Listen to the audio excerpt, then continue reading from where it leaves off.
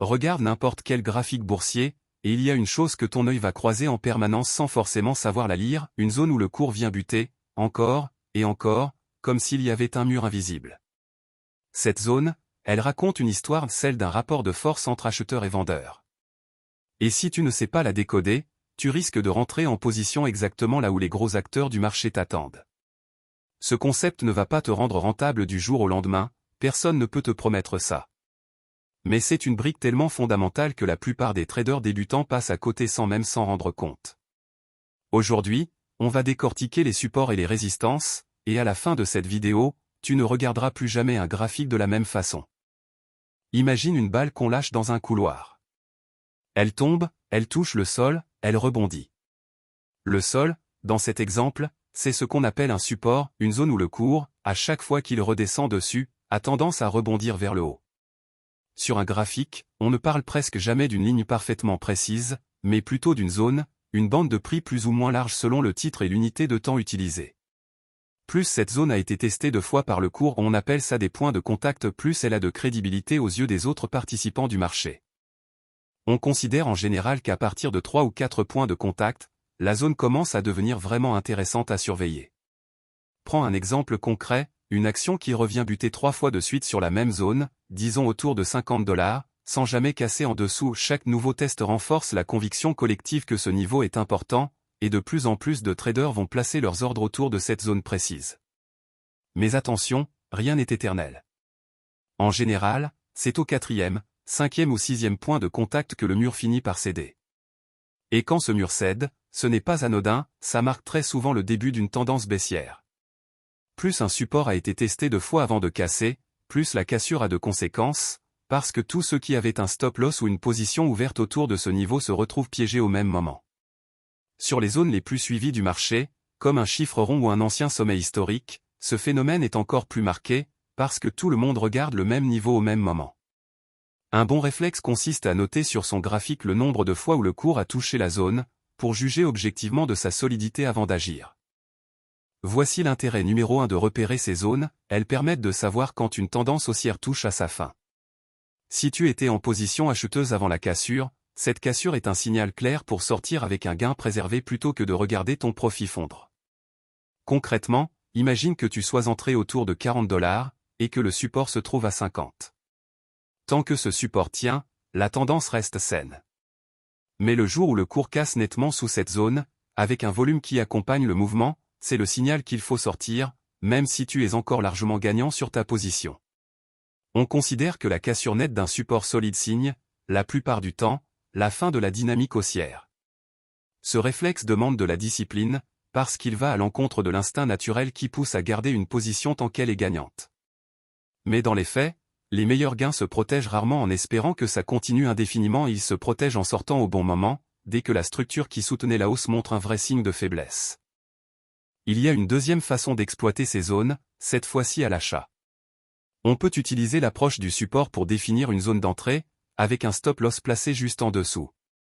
Pourquoi juste en dessous? Parce que si le support casse vraiment, on veut sortir vite, avec une perte limitée. Chaque fois que le cours revient rebondir sur cette zone sans la casser, c'est l'occasion de renforcer une position déjà gagnante en rachetant un peu plus de titres. On appelle cette technique le pyramidage. La zone de support devient alors un point d'appui qu'on peut réutiliser plusieurs fois, tant qu'elle tient. Ici, il faut être honnête avec soi-même, personne ne sait à l'avance si le cours va rebondir ou casser. Pour réduire ce risque, une astuce consiste à aller chercher un signal haussier sur une unité de temps plus courte, histoire de ne pas rentrer à l'aveugle. Par exemple, sur un graphique journalier, on attend que le cours touche la zone de support, puis on descend en unité horaire pour repérer une figure de retournement ou un simple regain d'achat avant de déclencher l'entrée. Cette petite vérification supplémentaire évite de rentrer pile au moment où le mur commence justement à céder. Maintenant, retourne l'image. Une résistance, c'est un plafond, une zone où le cours vient buter par le haut, généralement le dernier sommet marqué avant une chute. La première tentative de cassure de ce plafond échoue souvent, surtout si elle intervient au sein d'une tendance haussière déjà bien engagée. Et voici un détail qu'on oublie trop souvent, ce n'est pas systématique, mais très fréquemment, la cassure d'une résistance est suivie, un peu plus tard, d'un retour sur cette même zone avant que le cours ne reparte. Ce mouvement de retour, on l'appelle un pullback, ou throwback si on veut être précis dans le vocabulaire. Imagine une résistance à 100 $ qui cède enfin après plusieurs tentatives, le cours grimpe à 105, puis revient tester 100 $ une dernière fois avant de repartir plus haut. Si on a raté la cassure initiale, ce retour offre souvent une seconde chance d'entrée. Ce phénomène s'observe sur toutes les unités de temps, du graphique journalier au graphique hebdomadaire, et il concerne aussi bien les actions individuelles que les indices. Repérer ce comportement permet de préparer une entrée à l'avance, plutôt que de la découvrir après coup et de courir après un mouvement déjà bien engagé. Voici un des concepts les plus élégants de toute l'analyse technique, un support cassé peut devenir une résistance, et une résistance cassée peut devenir un support. La même zone peut donc changer de rôle plusieurs fois au fil du temps, tantôt plafond, tantôt plancher. Reprends l'exemple des 100 $, une fois cette résistance cassée à la hausse, elle devient un support naturel. Si le cours revient dessus plus tard, on s'attend à ce qu'il rebondisse, exactement comme n'importe quel autre support. Ce principe fonctionne dans les deux sens, aussi bien pour une résistance que pour un support. Ce mécanisme s'explique par la psychologie du marché, les acheteurs qui ont raté l'entrée initiale attendent ce retour pour se positionner, et les vendeurs qui avaient perdu au-dessus de la zone deviennent souvent des acheteurs une fois qu'elle devient support. C'est ce basculement collectif qui donne autant de force à ces niveaux une fois qu'ils ont changé de rôle.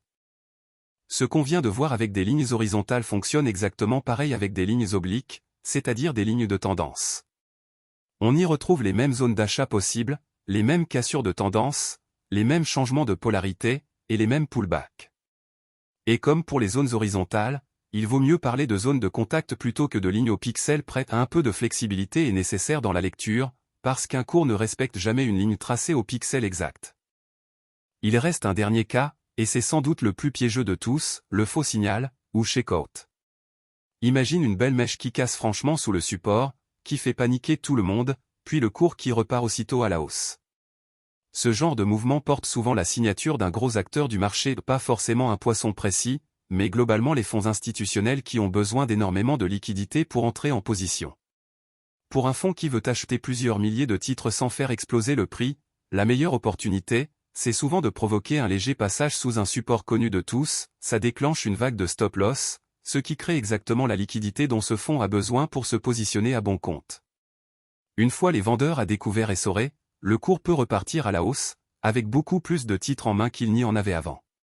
C'est aussi pour cette raison que les niveaux les plus évidents, ceux que tout le monde surveille, sont paradoxalement les plus susceptibles de déclencher ce genre de mouvement. Plus un support est connu, plus il attire de stop-loss regroupés au même endroit, et plus il devient une cible naturelle pour ce type de manœuvre. Cette situation permet d'anticiper 3 réactions possibles. La première, c'est de refuser de placer son stop-loss trop près du support et d'accepter un stop un peu plus bas, quitte à réduire légèrement la taille de sa position.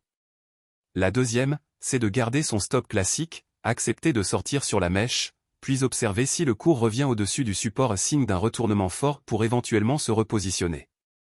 La troisième, plus patiente, consiste à surveiller les titres où ce piège est fréquent, sur une zone de support que le marché observe, et à attendre le retour au-dessus du niveau avant d'entrer. Pour résumer simplement, moins il y a de résistance au-dessus du cours, plus la route est dégagée pour continuer à monter. Une fois qu'un cours a dépassé ses plus hauts historiques, il ne lui reste, par définition, plus aucune résistance connue au-dessus de lui. Ce concept de support et résistance, c'est vraiment une des bases de la lecture de graphique et une fois que tu l'as en tête, tu ne peux plus l'ignorer sur aucun titre que tu regardes. Dis-moi en commentaire, sur quel titre as-tu déjà vu un support ou une résistance faire exactement ce qu'on vient de voir? Je lis tout. La prochaine vidéo va exactement là où celle-ci s'arrête, abonne-toi pour ne pas la rater. On se retrouve très vite.